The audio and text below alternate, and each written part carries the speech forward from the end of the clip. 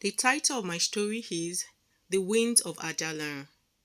In the heart of the Yoruba kingdom, nestled between rolling hills and lush valleys, was the village of Ajalorun. The village was known for its bustling marketplace, where traders came from far and wide to sell their wares, beads, spices, and fabrics of every hue. Ajalorun was also famous for something much deeper: its ancient wisdom, passed down through the generations. Elders said the land was sacred, protected by the spirits of the ancestors, who whispered through the trees. Life in Ajalorun was peaceful, at least on the surface, but underneath, the forces of tradition, ambition, and mystery collided. Oba Adediran, the king of Ajalorun, was revered for his wisdom. Though he was growing old, his strength and leadership were unshaken. Yet there was an undercurrent of unease in the village. His only son, Adeoye, a bright and capable young man, had recently returned from the great city of Ibadan, where he had been educated. Adeoye, however, brought with him new ideas that clashed with the traditional ways of his people. "Father, the world is changing," Adeoye would say during their evening talks. "We must move forward, adopt new ways of governance, and embrace change." Oba Adediran would stroke his beard, eyes twinkling but serious. "The world may change, my son, but our roots must remain deep in the soil.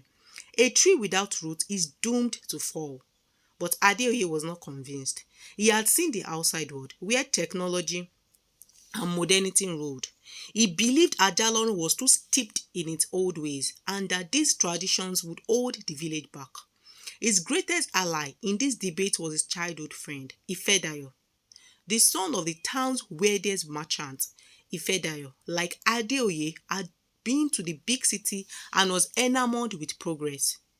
"If we are to lead, we must be bold," Ifedayo would say. "Look at how the cities flourish. We can bring that same prosperity here."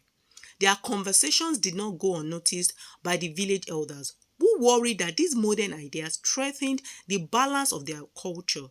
In particular, Baba Ajagun, the chief priest of the village, was deeply concerned. He believed that the ancestors' perfection could only be maintained if the village honored the old ways. One fateful evening, a stranger came to Ajalorun. He was tall, with skin the color of mahogany and eyes that gleamed with the light of 1,000 stars. He called himself Osu and claimed to be a traveler from the far north. There was something magnetic about him, something that made people listen when he spoke. He was charming, with a smile that promised adventure and power. Osu quickly befriended Adeoye and Ifedayo, sharing stories of distant lands where kings ruled with modern wisdom and where wealth flowed freely. "You are destined for greatness," he told Adeoye one evening as they sat by the riverbank. "But to achieve it, you must break free from the chains of tradition." Adeoye felt the truth in Osu's words. He began to see his father's reluctance as a weakness and the elders' adherence to tradition as a barrier to progress. Slowly, Adeoye became more distant from his father, his heart set on bringing change to Ajalorun. He began to question the rituals, the customs, and even the role of Baba Ajagun, who was known as the gatekeeper between the living and the ancestors.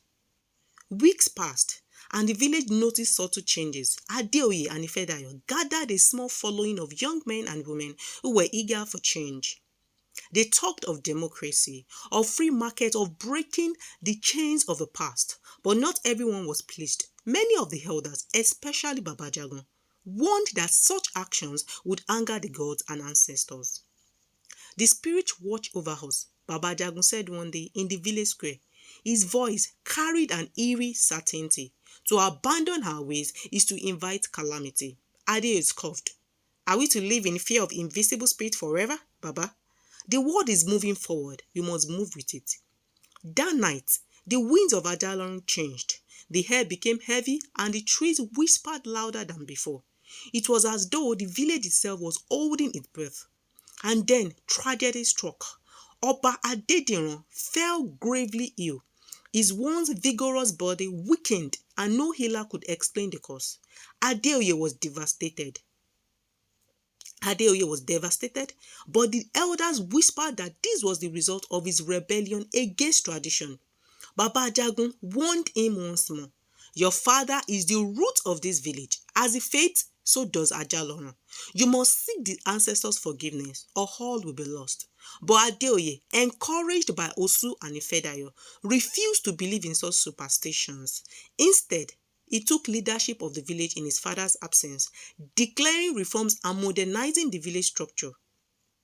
He dismantled old customs, replaced the council of elders with a younger, more progressive group, and sought to open trade routes with other cities. For a brief time, things seemed to improve. The marketplace bustled even more than before, and new opportunities arose for many of the villagers. But something was off. The winds grew colder, and the once bountiful crops began to wither. Animals that had once roamed freely now avoided the village. Baba Ajagun's warnings became more dire. You have angered the spirit, Adeoye, he said, his voice trembling. You have broken the bond that has protected us for generations. The land is dying, and soon, so will the people. Adeoye dismissed him, believing it was merely coincidence. But soon, the whispers of the people grew louder. Strange things began happening. Children fell ill, the once clear rivers became murky, and the sky over Ajalorun turned a perpetual shade of grey. Even Ifedayo, once a staunch believer in their cause, began to worry. Perhaps we were too hasty, Ifedayo said one evening as they watched the sunset over the dying fields. Maybe there is something to what the elder said. The village feels wrong. But Adeoye was stubborn. We are on the path to greatness, Ifedayo. We cannot turn back now. This is just a test. One night, as Adeoye lay in his bed, he was visited by a dream. In the dream, he stood alone in the village square. The sky above was dark, swirling with ominous clouds. Suddenly, a figure appeared before him. It was his father, Baba Ajagun. But his face was pale, his eyes hollow. You are forsaking us, the figure whispered. The ancestors no longer protect Ajalorun. You must make amends, or all will be lost. Adeoye woke in a cold sweat. For the first time, doubt crept into his heart. He sought out Baba Ajagun the next day, but the priest was nowhere to be found. The village whispered that Baba Ajagun had disappeared into the forest to commune with the ancestors, hoping to save the village from its doom. Days turned into weeks, and still Baba Ajagun did not return. In his absence, the village continued to decline. The once vibrant marketplace was now empty, and the people of Ajalorun grew desperate. Adeoye, feeling the weight of his choices, decided to take matters into his own hands. He would go into the sacred forest to seek the ancestors himself. Ifedayo, despite his own fears, agreed to accompany him. Together, they ventured into the forest, a place few dared to go. The air was thick with an underworldly energy, and the trees seemed to watch them as they walked deeper into the woods. After hours of walking, they came upon a clearing where a massive baobab tree stood, its roots twisting into the ground like the veins of the earth itself. There, sitting at the base of the tree, was Baba Ajagun. His eyes were closed, his face serene. He did not seem surprised to see them. You have come to seek forgiveness, Baba Ajagun said, without opening his eyes. But it is not me who can give it. The ancestors must decide. Adeoye knelt before the priest, his heart heavy with regret. I was wrong, he whispered. I see now that I was blind. Tell me what I must do. Baba Ajagun finally opened his eyes, and they gleamed with the light of the spirit world. You must offer a sacrifice, he said. A great sacrifice. One that shows you truly understand the weight of what you have done. Adeoye's heart sank. He knew what Baba Ajagun meant. The ancestors required a life to restore balance to Ajalorun, a life of great importance, and in that moment, Adeoye understood it was his own. With a heavy heart, Adeoye nodded. I am ready, he said, though his voice trembled. But Ifedayo, who had stood by his side throughout this journey, could not bear it. No, he cried. There must be another way. Adeoye has only ever wanted what was best for the village. Baba Ajagun shook his head slowly. The ancestors are not moved by intentions, only by balance. The land must be restored, and for that, a life must be given. Tears streamed down Adeoye's face as he embraced Ifedayo. "It is my fault," he whispered. "I led us down this path. I must make it right." With that, Adeoye stepped forward, his heart pounding as he approached the great baobab tree. The wind began to howl, swirling around the clearing as if the spirits themselves had come to witness his final act. Baba Ajagun stood, his eyes filled with the weight of what was about to happen, and raised his hand to the sky. "If you truly seek forgiveness," the old priest intoned, his voice echoing through the air, "then your spirit will join the ancestors, and the land will be healed. The choice is yours, Adeoye, but once made, it cannot be undone." Adeoye took a deep breath, his thoughts racing. He had always believed that progress was the only way forward, that change was the key to Ajalorun's future. But now, standing at the precipice of his own life, he saw that in his desire for greatness, he had forgotten the wisdom of the past. His father's words echoed in his mind: "A tree without roots is doomed to fall." "I understand now," Adeoye said, his voice quiet but steady. "I wanted to bring my people into the future, but I failed to see that our strength lies in the balance between the old and the new.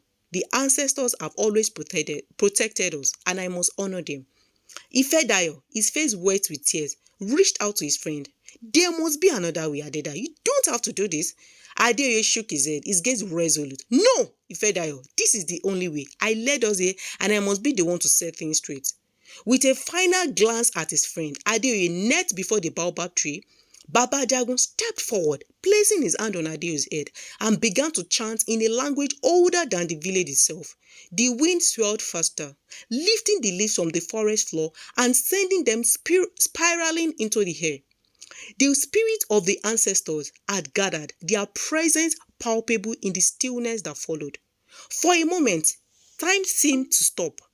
The wind died down, forest grew silent, and all eyes were on Adeoye. He closed his eyes, ready to make the ultimate sacrifice for his people.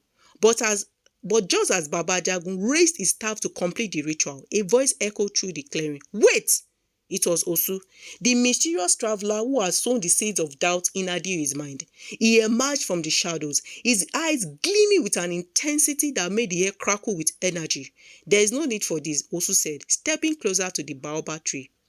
"The ancestors do not require your life, Adeoye. They require understanding. They require balance." Baba Ajagun's eyes narrowed, but he did not lower his staff.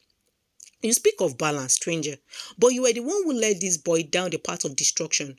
Why should we trust your words now?" Osu smiled, but there was no warmth in it. "I am not who you think I am, Baba Ajagun. I am not a mere traveler. I am a messenger, sent by the spirit themselves to test the heart of this village. Adeoye's journey was necessary, not to destroy Ajalorun, but to teach his people a lesson they had long forgotten." Osu's gaze softened as he spoke. "The world is indeed changing. Adeoye, and progress is inevitable. But the ancestors do not fear change, they fear forgetting. They fear a future where the wisdom of the past is lost in the pursuit of power and ambition. Your sacrifice is not needed, but because you have learned the lesson they sought to teach." Baba Ajagun lowered his staff, his expression thoughtful. "And what is the lesson, stranger?" Osu stepped forward, placing a hand on Adeoye's shoulder. "The lesson is that true progress does not come from abandoning the past, but from building upon it. The strength of Ajalorun lies not in its traditions alone, but in its ability to adapt while honoring its roots. The winds of change will always blow, but they must be guided by the wisdom of those who came before." The clearing was silent, save for the soft rustling of leaves as the wind picked up once more. Adeoye felt a weight lift from his shoulders, a sense of peace settling over him. He had been prepared to give his life, but now he understood that his role was not to die for his people, but to lead them forward with the knowledge he had gained. Baba Ajagun nodded slowly, his eyes filled with the light of understanding. "The ancestors have spoken," he said, his voice carrying the weight of the spirit world. "Adeoye, your journey is far from over. You have been choosing not to sacrifice, but to lead. return to the village and guide your people with the balance you have found. Adeoye rose to his feet, his heart full of gratitude and newfound purpose. He looked to Ifedayo, who smiled through his tears, and then to Baba Ajagun, who gave him a solemn nod of approval. Together, they made their way back to Ajalorun, the wind whispering softly through the trees as if the ancestors themselves were guiding their steps. The winds of balance. In the months that followed, Ajalorun began to heal. Under Adeoye's leadership, the village embraced both the wisdom of the past and the opportunities of the future. The marketplace flourished once more, but this time the villagers understood the importance of their traditions. They honored their ancestors in every decision they made, ensuring that progress never came at the cost of their roots. Baba Ajagun remained the spiritual guide of the village, and though the elders still played a vital role, they worked alongside the younger generation to create a harmonious balance between the old and the new. Ifedayo too found his place in this new order, working with Adeoye to bring prosperity to Ajalorun while preserving its sacred heritage. As for Osu, he disappeared as mysteriously as he had come, but his presence was never forgotten. The villagers spoke of him as a spirit sent by the ancestors to remind them of the delicate balance between progress and tradition. The winds of Ajalorun continued to blow, carrying with them the whispers of the ancestors and the promise of a bright future. One that honored the past, embraced the present, and looked toward the future with hope and wisdom. And so, the village of Ajalon thrived, its people united by the lessons they had learned and the winds that would forever guide them. Thank you so much for staying with us. Please like, share, comment, and subscribe to our channel for more interesting stories. Thank you.